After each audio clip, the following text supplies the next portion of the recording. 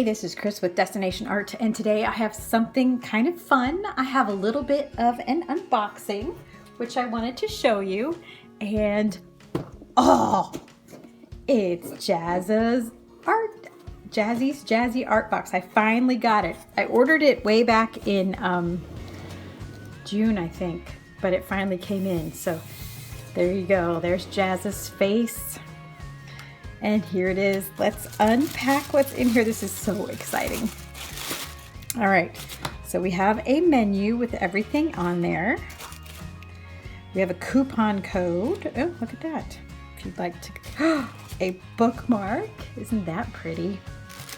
Okay, some art, an art print from Jazza.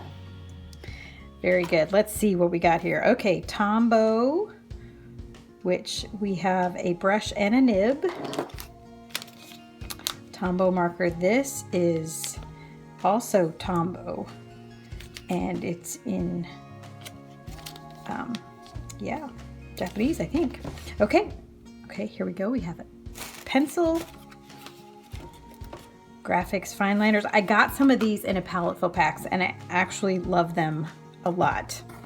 All right, then we have the special Draw with Jazza markers. I'm very excited about that.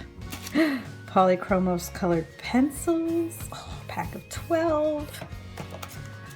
Blending card. A Prismacolor Colorase pencil in blue. This is fabulous if you'd like to start sketching. Oh my gosh, look at this. Okay, Uniball Signo pen. An eraser.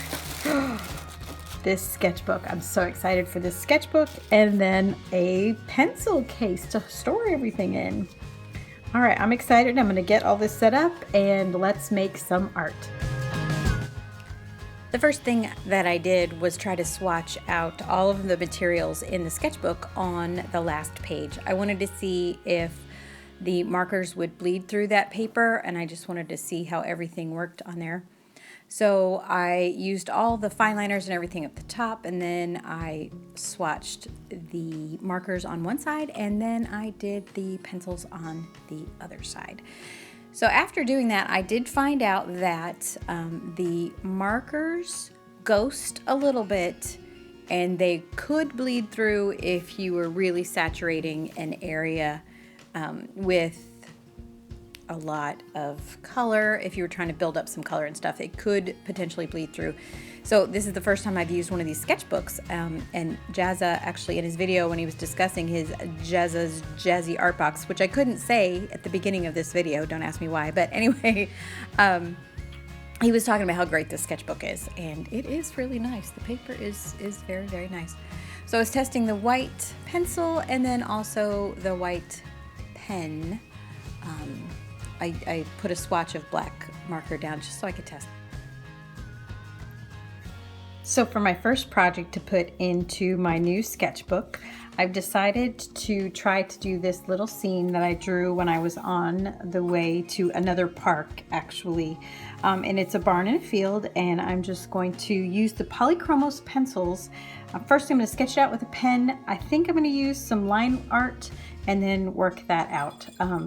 And use the Polychromos for coloring. I'm not exactly sure how the markers do not bleed through all the way, but there is some ghosting and almost some bleed through. So I haven't quite decided how I'm going to do that yet. So I'm going to start with something that's pretty simple.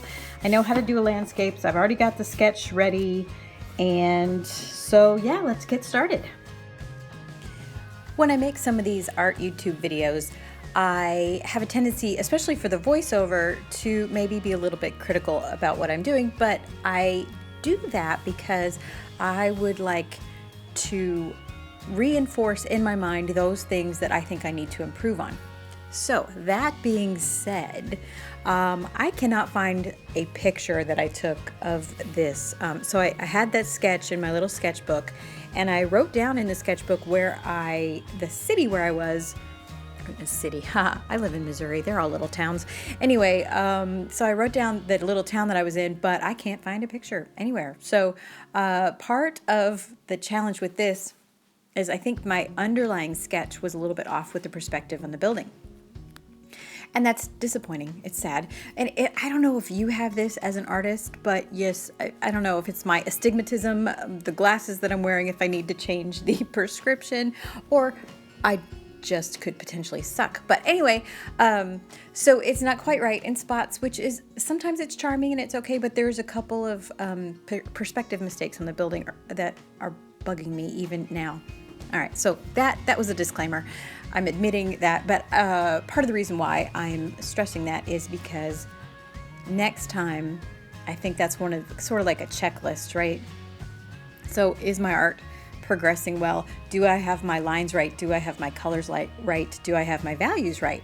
And then speaking of value, when I went through this first time using the Polychromos pencils, sorry, and I wasn't exactly sure how much color I could build up. So for the video here, when I start coloring, you will see sort of a light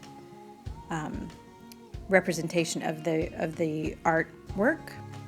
And then I go back in, and I didn't do it on camera because I have no confidence right now. Oh my gosh. I've talked about that in the last 3 videos, but Inktober kicked my butt.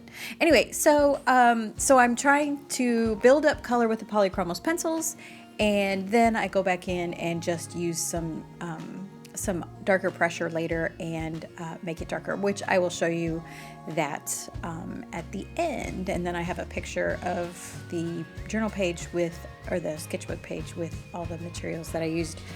So I did go back in also off camera, but I went back in and did some journaling. I tried drawing the building again, and it actually turned out worse. I really need flippin' reference photos. So anyway, I thought my sketch was really pretty, and that's why I decided, I mean, it was loose and it was kind of cool looking, and so that's why I decided to do this. And of course I don't think I didn't represent it well, but okay, stop with the negativity. Anyway, it's practice. First page in the sketchbook with my new art supplies. It's okay if I am still learning, right? Yeah. If you need to give yourself a pep talk, do it right now. Yay. Anyway, okay, so I'm going to let you watch for a little bit. I'll be back in a little bit with a little more commentary. Okay, thanks for watching. Oh yeah, like and subscribe. Yeah, okay.